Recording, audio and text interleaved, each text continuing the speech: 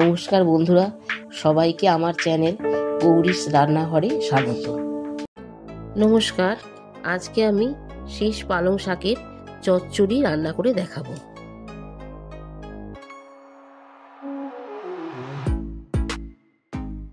শীষ পালং রান্না করতে যেসব উপকরণগুলি লাগবে সেগুলি হলো শীষ পালং ছোট টুকরো করে রাখা রয়েছে, শিম, বেগুন, আলু ছোট ছোট করে কাটা রয়েছে, একটি প্লেটে 2 চামচ মৌরি, হাফ চামচ মেথি, 2 চামচ কালো জিরে রয়েছে, ধনে ও জিরে গুঁড়ো 1 চামচ করে লাগছে, আদা ও কাঁচা লঙ্কা, গোলমরিচ গুঁড়ো ও বড়ি লাগছে।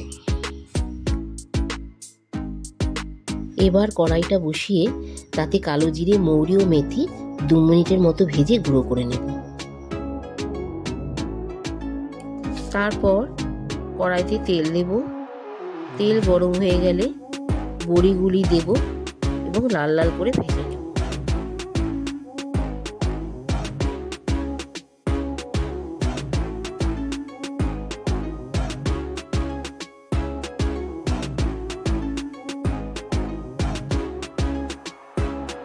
এরপর ওই তেলে শিম, বেগুন, আলু গুলো দিয়ে আস্তে আস্তে ভাজতে থাকবো।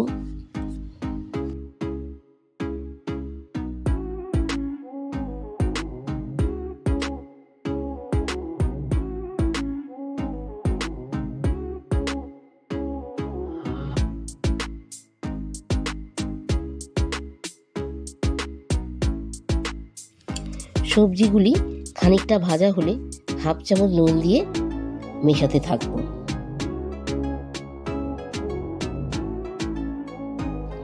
তারপর সবজিগুলি ভাজা হয়ে গেলে একটি পাত্রে তুলে নেব।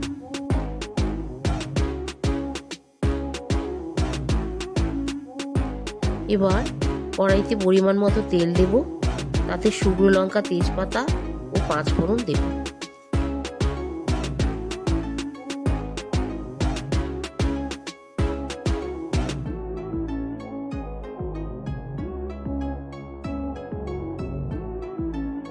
তারপর জিরে গুঁড়ো 1 চামচ, ধনে গুঁড়ো 1 চামচ জল দিয়ে গুলিয়ে রেখেছিলাম সেই মশলাটা দেব।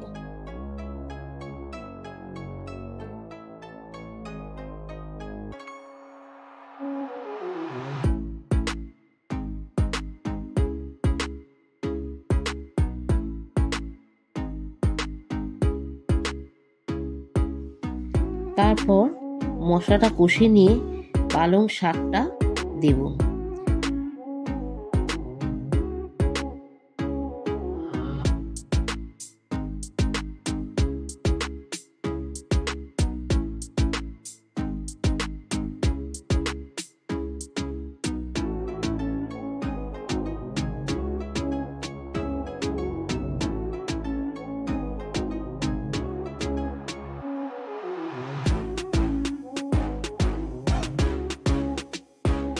তারপর স্বাদ মতো নুন দেব, 1 চামচ হলুদ দেব, দিয়ে একটু নাড়ে ঢাকা দিয়ে ধিমে আঁচে 10 মিনিটের মতো রেখে দেব।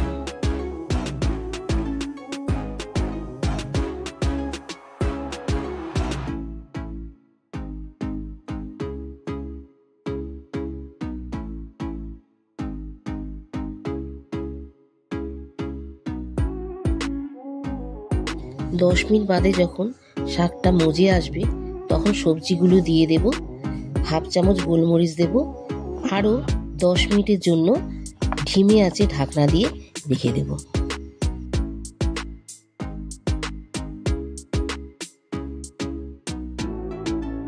বন্ধুরা, যদি আমার ভিডিওটা আপনাদের ভালো লেগে থাকে তাহলে আমার চ্যানেলটিকে লাইক, শেয়ার অ্যান্ড সাবস্ক্রাইব করে দেবেন এবং পাশে থাকা বেল আইকনটি প্রেস করে দেবেন।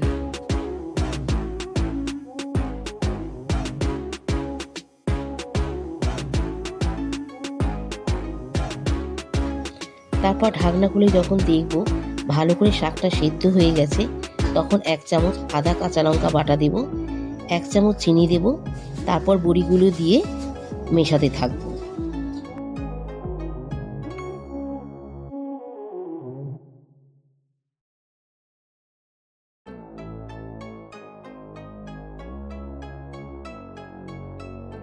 তারপর 1.5 চামচের মতো যে ভাজা মশলাটা মৌরি, মেথি, কালো জিরে দিয়ে তৈরি করে রেখেছিলাম সেটা দিয়ে ভালো করে মেশাতে থাকবো।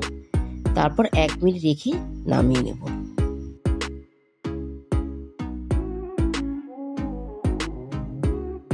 তাহলেই রেডি শেষ পালং শাকের চচ্চড়ি। রান্নাটা করে যদি আপনাদের ভালো লেগে থাকে তাহলে আমাকে কমেন্ট বক্সে কমেন্ট করে জানাবেন।